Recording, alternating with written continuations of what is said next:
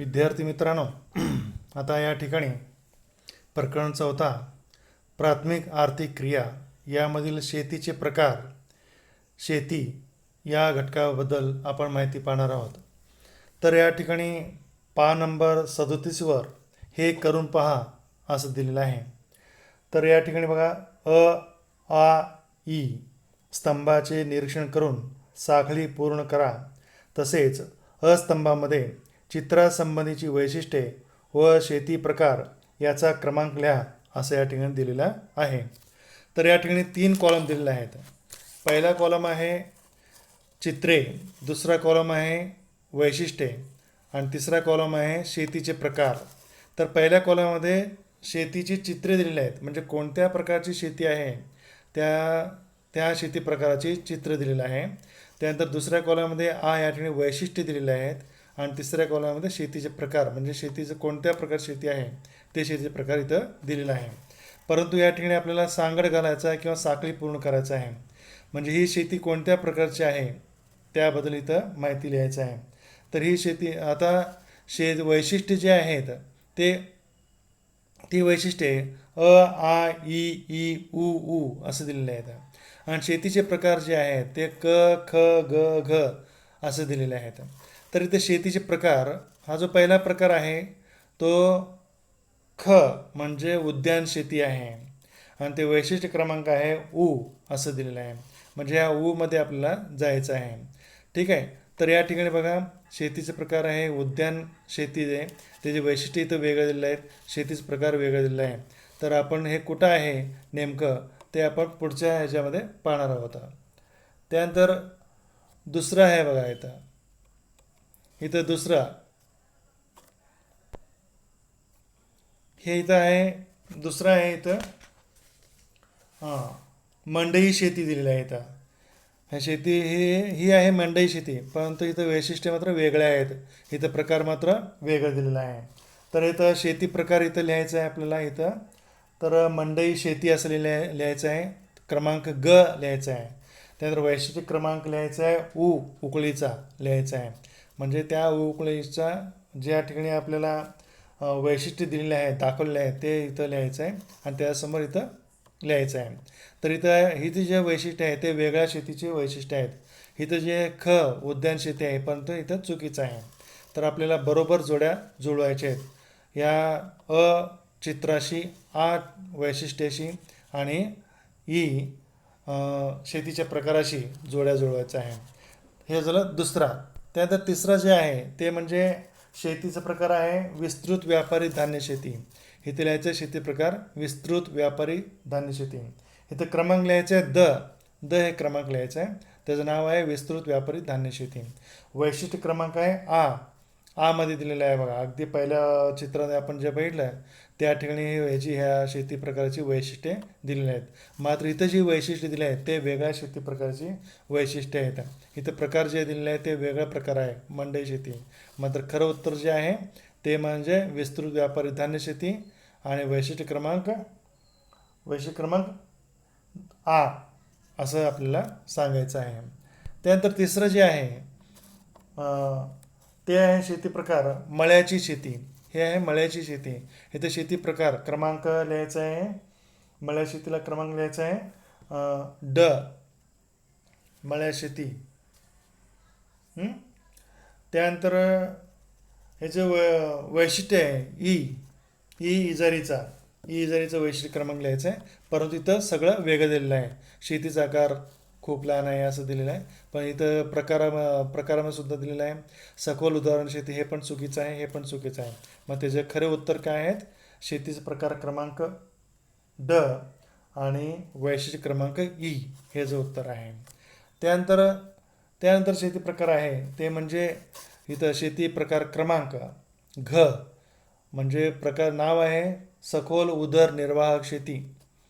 त्यानंतर वैशिष्ट्य क्रमांक म्हणजे अगदी पहिल्या आपण चित्रात जे पाहिलं आहे ती वैशिष्ट्य क्रमांक इथं आपल्याला सांगता येतील. तर इथं वैशिष्ट्य दिलेले आहेत वैशिष्ट्य दिले आहेत. आधुनिक शेती प्रकार शहरी भागातील मागणी पूर्ण करण्यासाठी शहरात लगत केली जाते, हे सगळं काय हे चुकीचं आहे. हे दुसऱ्या शेती प्रकाराची वैशिष्ट्ये आहेत. आता इथं आहे मळ्याची शेती, पण ॲक्च्युली ही शेती आहे सखोल उदरनिर्वाह शेती घ, पण इथं ड आहे, पण हे उत्तर त्याचं नाही आहे. तर आपण पुढचं स्लाईडमध्ये बघूया आपण. हे आहे शेती प्रकार क्रमांक क, म्हणजे स्थलांतरित शेती. वैशिष्ट्य क्रमांक ई लिंबूचा पाहिजे.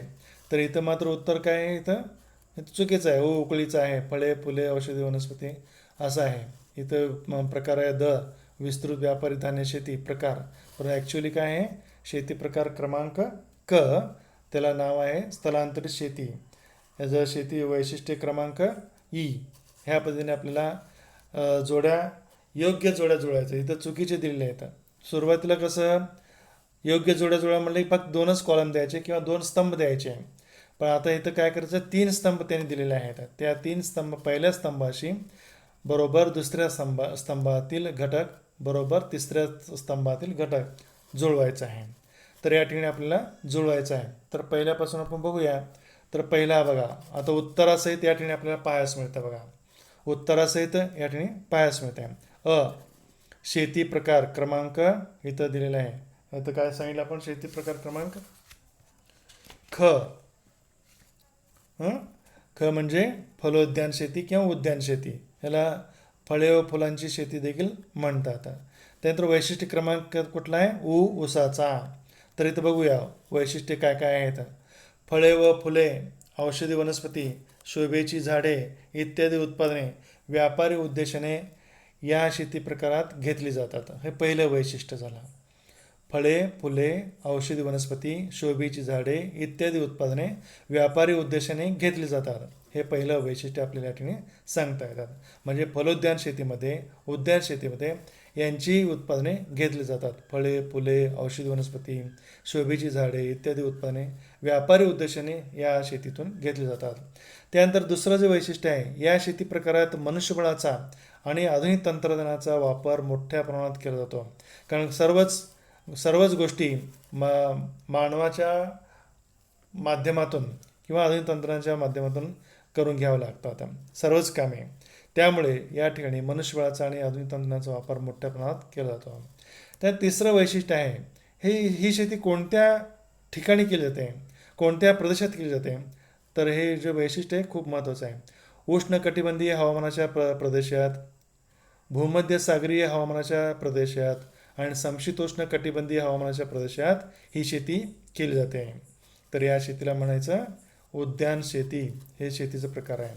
तर विद्यार्थी मित्रांनो, या ठिकाणी आपल्याला लक्षात घ्यायचं आहे की जी वैशिष्ट्ये जी दिलेली आहेत, प्रत्येक शेतीची वैशिष्ट्ये दिलेली आहेत. इथं आता तुम्हाला मी सांगितलं कोणता प्रकार आहे शेतीचा, उद्यान शेती, आणि त्याची वैशिष्ट्ये आहेत ही. पहिलं वैशिष्ट्य, दुसरं वैशिष्ट्य, तिसरं वैशिष्ट्य.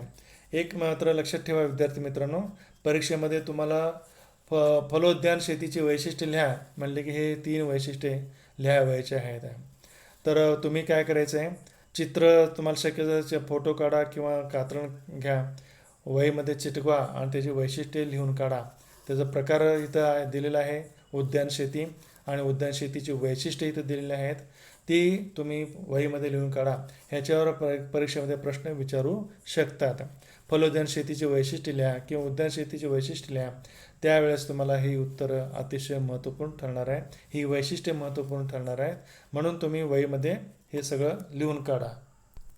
तर दुसरं आहे बघा, दुसरा शेतीचा प्रकार आहे ग, मंडई शेती. याला मंडई बागायत शेती असेही म्हणतात.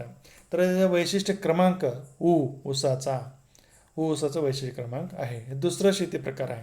हे दिलेलं ह्याला आधुनिक शेती प्रकार असेही म्हणतात. या मंडई बागायत शेतीला आधुनिक शेती प्रकार असेही म्हणतात. ह्याची वैशिष्ट्य काय काय आहे बघा. पहिलं वैशिष्ट्य आहे, शहरी भागातील मागणी पूर्ण करण्यासाठी शहरालगत ही शेती केली जाते. म्हणजे मंडई बागायत शेती ही शहरी भागातील मागणी पूर्ण करण्यासाठी शहरालगत ही शेती केली जाते. उदाहरणार्थ आपल्या सोलापूरच्या शहरालगत शेळगी आहे, सोरेगाव आहे, कुंभारी आहे, त्यानंतर इकडे देगाव आहे, तिरी आहे. हे शहरालगतची छोटी छोटी गावं आहेत. आणि या गावामध्ये या शहरी भागात राहणाऱ्या लोकांची गरजा पूर्ण करण्यासाठी त्यांना दैनंदिन जीवनाला लागणाऱ्या अन्नधान्याची, भाजीपाल्याची, फळभाज्याची लागवड केली जाते. त्याची दैनंदिन गरज भागवण्यासाठी ही शेती केली जाते. आणि हे सभोवतालची गावाच्या शहराच्या सभोवत असणारी जी लहान लहान जी खेडेगाव आहेत त्या खेडेगावामध्ये ही शेती मोठ्या प्रमाणात केली जाते. काही वेळा असं होतं, एका रात्रीमध्ये इथं दिलं बघा, शहरापासून ट्रकद्वारे एका रात्रीच्या प्रवासाइतक्या दूर अंतरापर्यंत या प्रकारची शेती केली जाते. म्हणून या शेतीला ट्रक फार्मिंग असेही म्हणतात. या वैशिष्ट्यावरून ट्रक फार्मिंग असे म्हणतात. म्हणजे एका रात्रीमध्ये जेवढा प्रवास करेल एक ट्रक आणि त्या शहराला जे पुरवठा होईल त्या माध्यमातून जी शेती केली जाते त्या शेतीला म्हणतात ट्रक फार्मिंग असे म्हणतात. त्यात दुसरं जे वैशिष्ट्य आहे बघा, मर्यादित शेतजमिनीतून जास्त उत्पादन घेणे. म्हणजे क्षेत्र लहान आहे, लोकसंख्या अफाट आहे, प्रचंड लोकसंख्या आहे. ज्या देशामध्ये लोकसंख्या जास्त असते त्या देशामध्ये दरडोई शेती क्षेत्र कमीच असते आणि त्या शेतीतून कमीत कमी शेती क्षेत्र असते आणि त्या शेती क्षेत्रातून जास्तीत जास्त उत्पादन घेतलं जातं. म्हणजे आहे त्या लोकांना अन्नधान्य कमी पडते, फळभाज्यांचं किंवा पालेभाज्यांचं उत्पादन कमी पडते.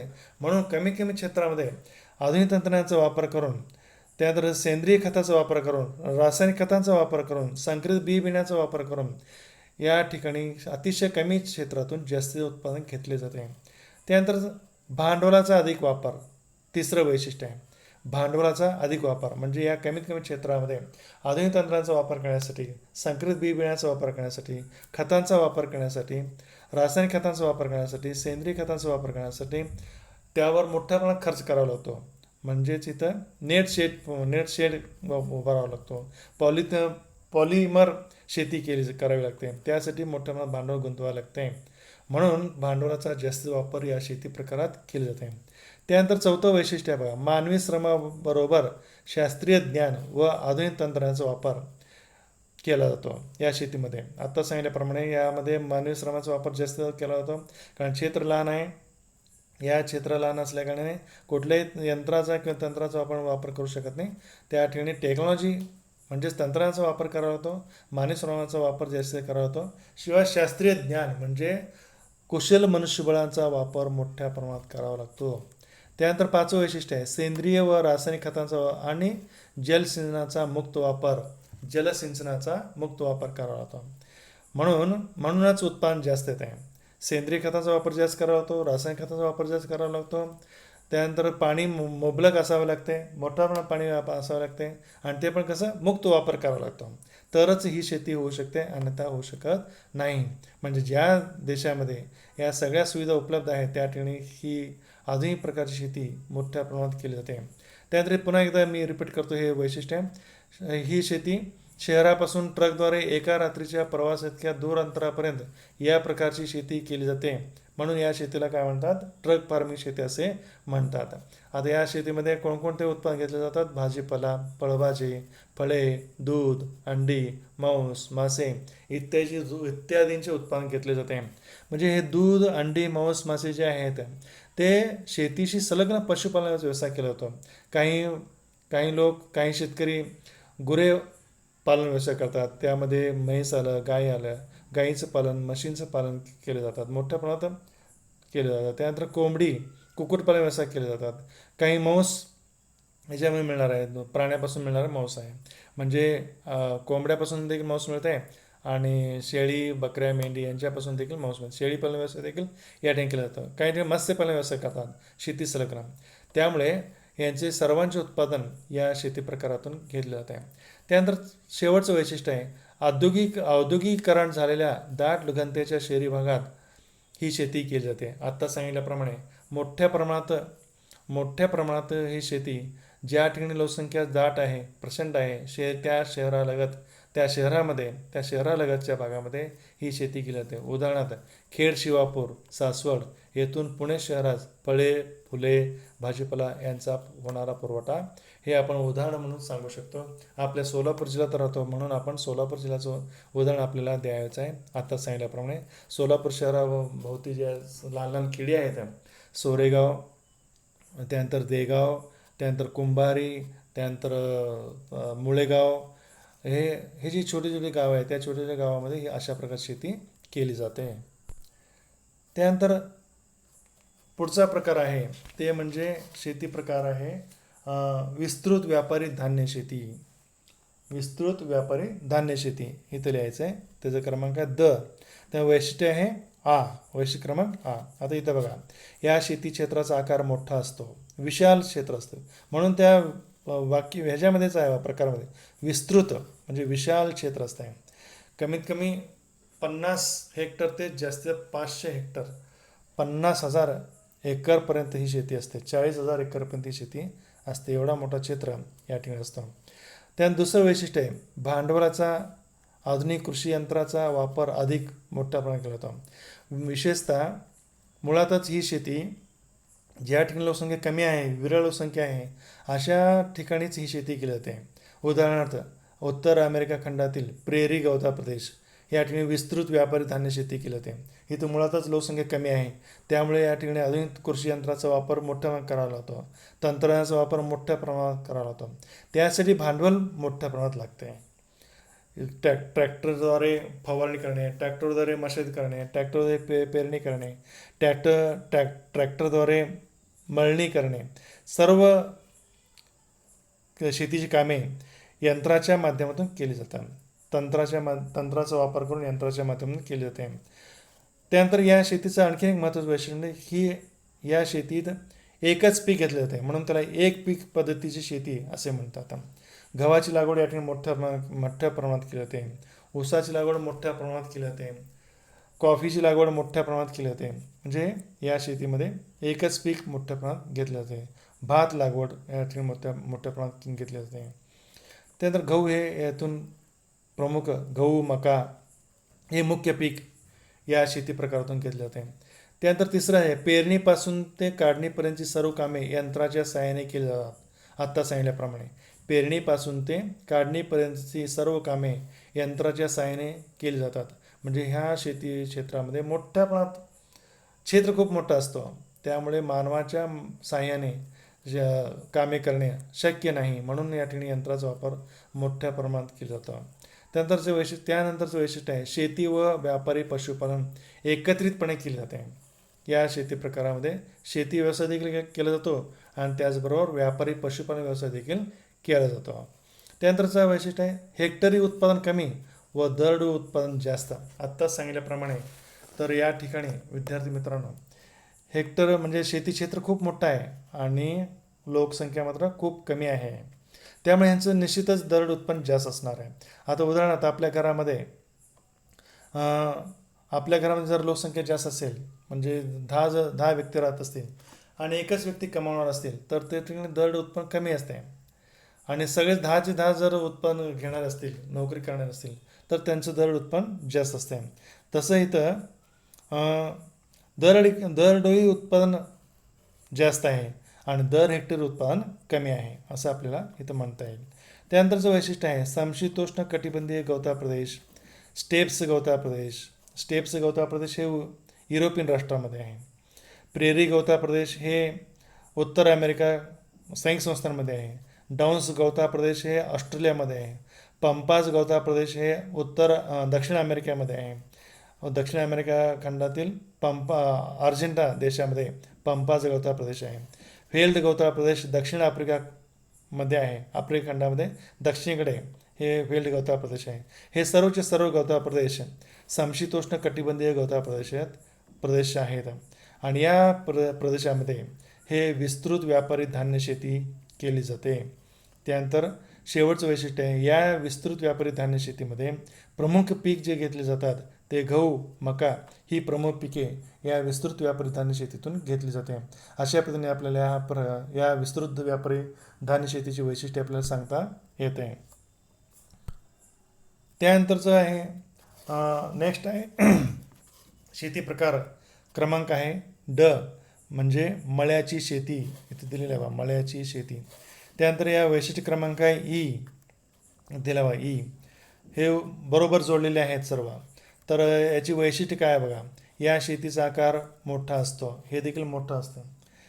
मळ्याची शेती देखील मोठ्या प्रमाणात असते, विस्तृत असते. एक जे शेती क्षेत्र ते 2,000 हेक्टर क्षेत्र एकेका शेतकऱ्याचे असते. त्यानंतर ही शेती भांडवलाधिष्ठित शेती असते. म्हणजे या ठिकाणी देखील मोठ्या प्रमाणात खर्च करावा लागतो. यंत्राचा वापर केला जातो, तंत्राचा वापर केला जातो, मनुष्यबळाचा वापर केला जातो. त्यामध्ये पुन्हा कुशल मनुष्यबळ आणि अकुशल मनुष्यबळ या दोन्हींचा वापर मोठ्या प्रमाणात केला जातो. त्यासाठी मोठ्या प्रमाणात भांडवल लागते. म्हणून यामध्ये मोठ्या प्रमाणात भांडवल गुंतवावे लागते.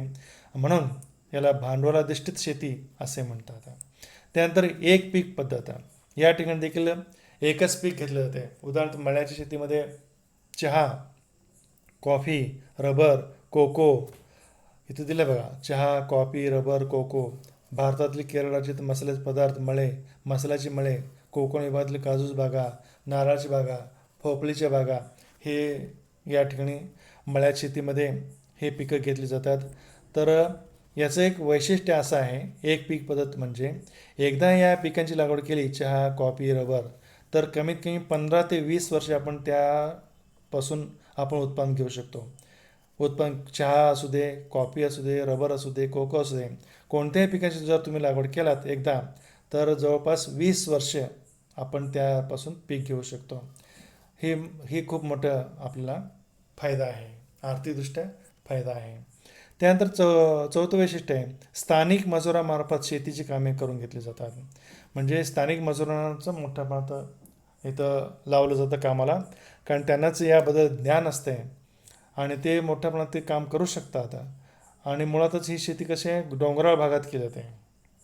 डोंगराळ भागात, उष्णकटिबंधीय प्रदेशात ही शेती केली जाते. म्हणून तेथीलच मजुरांना बोलवून त्या शेतीतील कामे करून घेतली जातात. आता इथं दाखवलेलं बघा, ही जी दाखवलेली आहे ते चहाची मळे दाखवलेले आहेत. हे जे प्रकार आहेत हे चहाची मळे. इथं माणसं जे आहेत ते चहापत्तीचे पानं तोडतात. अगदी कोवळे पानं जर तोडले असतील त्याला आपण काय म्हणतो, ग्रीन टी असे म्हणतो. हे जाड पानं जर तोडले त्यावर प्रक्रिया केल्यानंतर जे चहापत्ती तयार होते ते आपलं नेहमी साधारण चहापत्ती तयार होत आहे.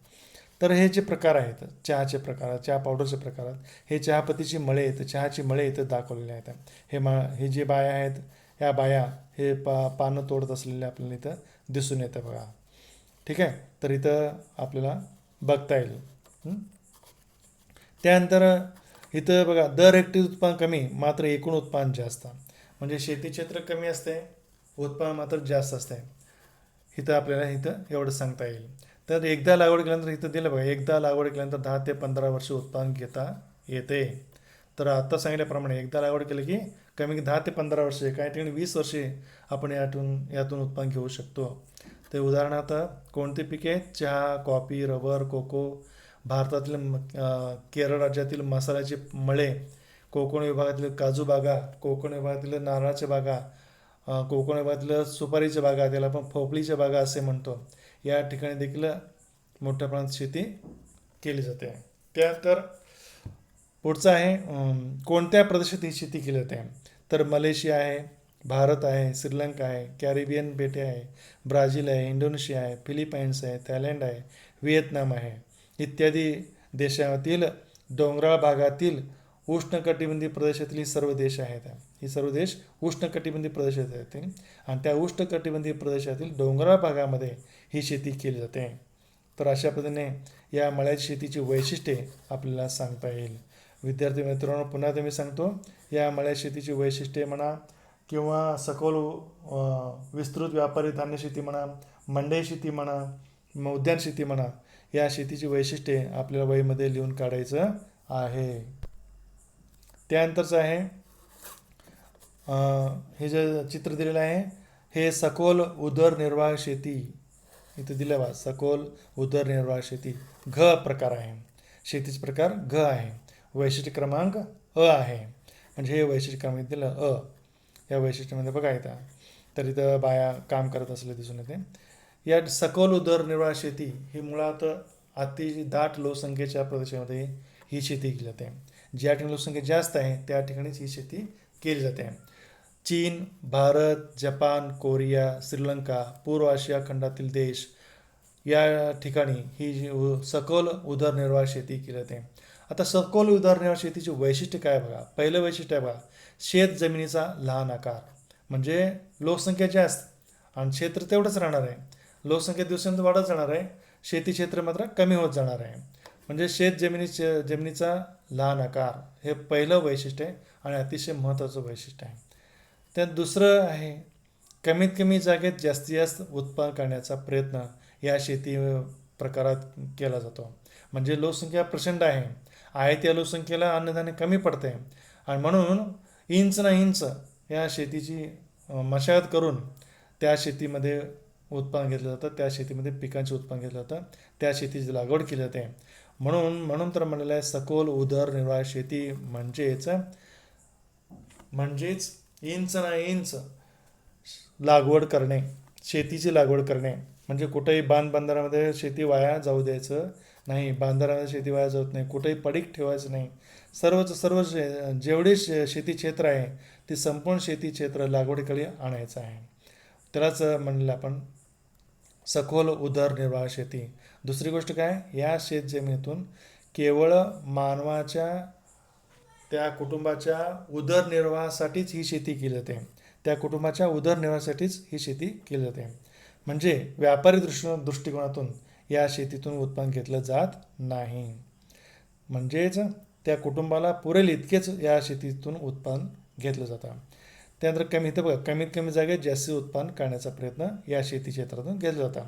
त्याशिवाय पर्यायच नाही, कारण घरातील जेवढे कुटुंबामध्ये जेवढी संख्या आहे त्या सर्वांना अन्नधान्य पुरलं पाहिजे, फळभाज्या पालेभाज्या पुरलं पाहिजे, तर वर्षभर जायला पाहिजे. त्या दृष्टीने प्रयत्न करून ह्या शेतीतून उत्पादन घेतलं जातं.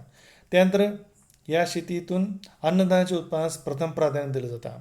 इथे दिलं बघा, अन्नधान्याच्या उत्पादनास प्रथम प्राधान्य दिलं जातं. मुळातच शेती क्षेत्र लहान आहे, अन्नधान्य तर आवश्यक आहे. म्हणून या ठिकाणी तांदूळ, ज्वारी, बाजरी, मका यांची लागवड या शेतीतून केली जाते आणि या शेतीतून ते उत्पादन घेतलं जातं, प्रथम प्राधान्य दिलं जातं. तर या शेतीमध्ये बघा मानवी श्रम व प्राण्याचा वापर मोठ्या प्रमाणात केला जातो. हे खास वैशिष्ट्य सांगितलं जातं. कारण का, शेती क्षेत्र मुळात लहान आहे. म्हणजे कमीत कमी 2.5 एकर म्हणजे 1 हेक्टर ते अर्धा एकर ते 1 हेक्टरपर्यंत या शेती क्षेत्र असते. म्हणजे अर्धा एकरपासून ते 2.5 एकरपर्यंत हे शेती क्षेत्र असते. आणि एवढ्या कमी शेती क्षेत्रामध्ये आपण कुठल्याही यंत्राचा किंवा तंत्राचा वापर करू शकत नाही आणि ते आर्थिकदृष्ट्या परवडण्यासारखं नसते. म्हणून या ठिकाणी मानवाचा वापर मोठ्या प्रमाणात केला जातो, प्राण्यांचा वापर मोठ्या प्रमाणात केला जातो. म्हणजे अकुशल मजूर वर्गांची मोठ्या प्रमाणात इथं उपयोग पडतो. आणि प्राण्यांचा वापर म्हणजे बैलांचा वापर, काही ठिकाणी मशीनचा म्हणजे काही रेड्यांचा वापर केला जातो, काही ठिकाणी उंटाचा वापर केला जातो, काही ठिकाणी घोड्यांचा वापर केला जातो. तर आपल्या भारतामध्ये प्राण्यांचा वापर मोठ्या प्रमाणात केला जातो, आपल्या भारतामध्ये बैलांचा वापर मोठ्या प्रमाणात केला जातो. तर ही शेती कुठं केली जाते, चीन, भारत, जपान, कोरिया, श्रीलंका, पूर्व आशिया खंडातील देश, या देशामध्ये हे सगळे काय कुठे आले आहेत, उष्णकटिबंधीय प्रदेशात आले.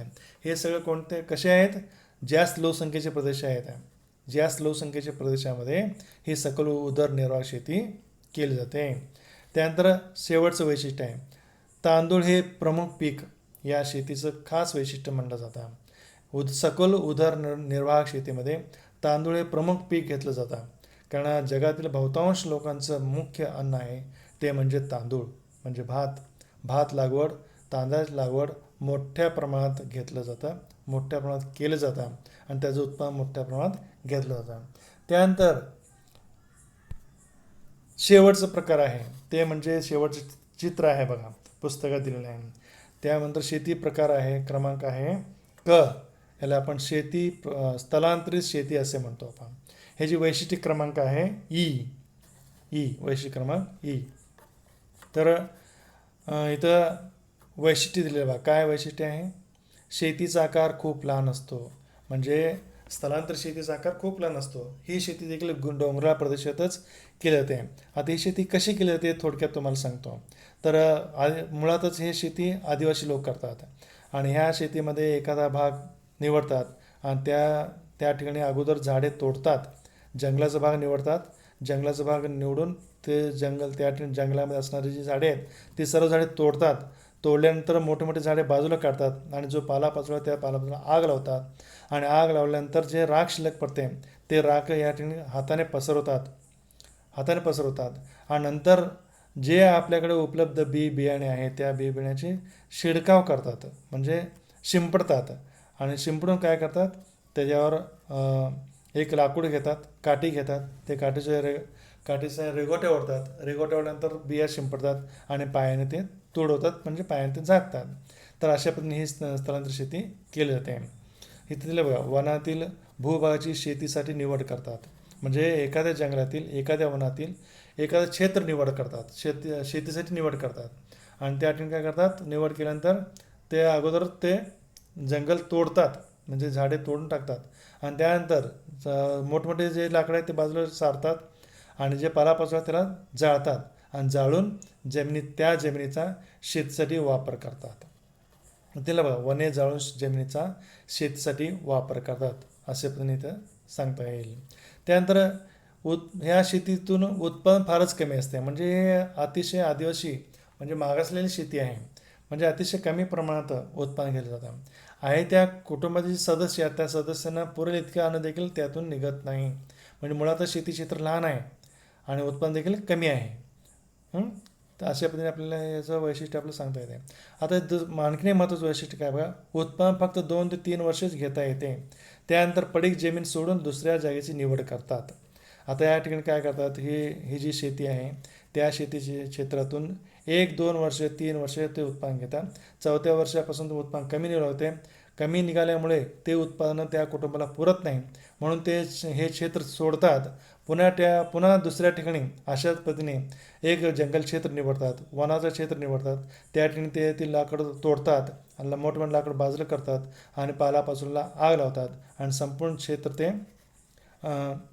आग लावल्यानंतर त्या क्षेत्राचा त्या क्षेत्राच्या ठिकाणी जे राख पडते ते राख हाताने किंवा लाकडाने पसरवतात आणि पुन्हा त्या ठिकाणी लाकडाच्या साहाय्याने, काठी साहाय्याने रेघोटे ओढतात आणि आपल्याकडे उपलब्ध असणारे जे बियाणे आहे ते बियाणे शिंपडतात, पायाने तुटवतात. जेव्हा पाऊस येतो तेव्हा ते उगवतात आणि उगवल्यानंतर पुन्हा ते पीक घेतात आणि अशा पद्धतीने हे 2-3 वर्ष झाले की हा क्षेत्र सोडतात, पुन्हा दुसऱ्या ठिकाणी 2-3 वर्ष झाले की पुन्हा क्षेत्र सोडतात, पुन्हा अशाच पद्धतीने ते एका ठिकाणी दुसऱ्या ठिकाणी जात असतात. म्हणून या शेती प्रकाराला स्थलांतर शेती असे म्हणतात. स्थलांतर शेती असे म्हणतात. त्यानंतर आहे वनसंपदेचा ऱ्हास आणि मृदेची धूप. हे वैशिष्ट्यामध्ये सांगितलेलं आहे. म्हणजे आदिवासी लोक हे शेती करतात, म्हणजे जंगल तोडतात, जंगलाचा ऱ्हास होतो, जंगलाचं प्रमाण कमी होते आणि जेव्हा हे झाडे इथून निघून जातात तेव्हा जेव्हा पाऊस पडतो तेव्हा येथील मृदेची धूप मोठ्या प्रमाणात होते. हे एक नुकसान, हे एक दुष्परिणाम, स्थलांतर शेतीचे दुष्परिणाम आपल्याला इथं सांगता येईल. एवढेच नव्हे, येथील जे राहणारे जे पशु पक्षी प्राणी आहेत त्यांची निवासस्थाने नष्ट होतात, प्रदूषणात वाढ होते, हवेतील आर्द्रतेचं प्रमाण कमी होतो, पावसाचं प्रमाण कमी होतो. त्यानंतर पक्षी निवासस्थाने नष्ट होतात, फळावळे जे मिळणार जे आहे ते देखील कमी होतं. असे अनेक दुष्परिणाम आपल्याला सांगता येईल. स्थलांतर शेतीची दुष्परिणाम सांगा, तेव्हा आपल्याला हे वैशिष्ट्ये या पद्धतीने आपल्याला दुष्परिणाम सांगता येते. त्यानंतर ही शेती कोणत्या ठिकाणी केली जाते? विषुवतीय प्रदेशातील वनाखालील जमीन, आशिया, आग्नेय आशिया, मध्य व दक्षिण अमेरिका, आफ्रिका या खंडातील डोंगराळ प्रदेशातील अति घनदाट जंगलातील आदिवासी लोक ही शेती करतात. अशा पद्धतीने आपल्याला ही वैशिष्ट्ये सांगता येते.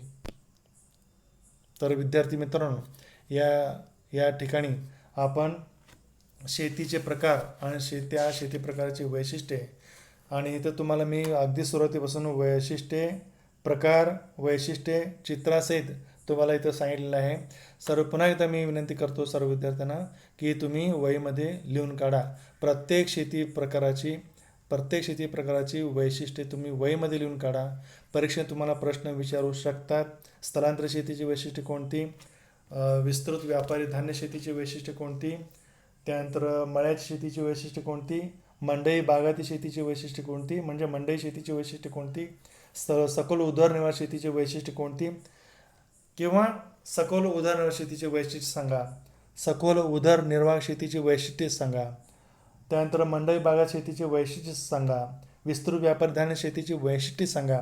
जेव्हा अशा पद्धतीने प्रश्न विचारले जातात तेव्हा या शेतीची वैशिष्ट्ये आपल्याला लिहिता येईल. तर अशा पद्धतीने आपल्याला उत्तर सांगता येईल. तर पुन्हा एकदा सांगतो, तुम्ही हे सगळे वहीमध्ये लिहून काढा. ओके.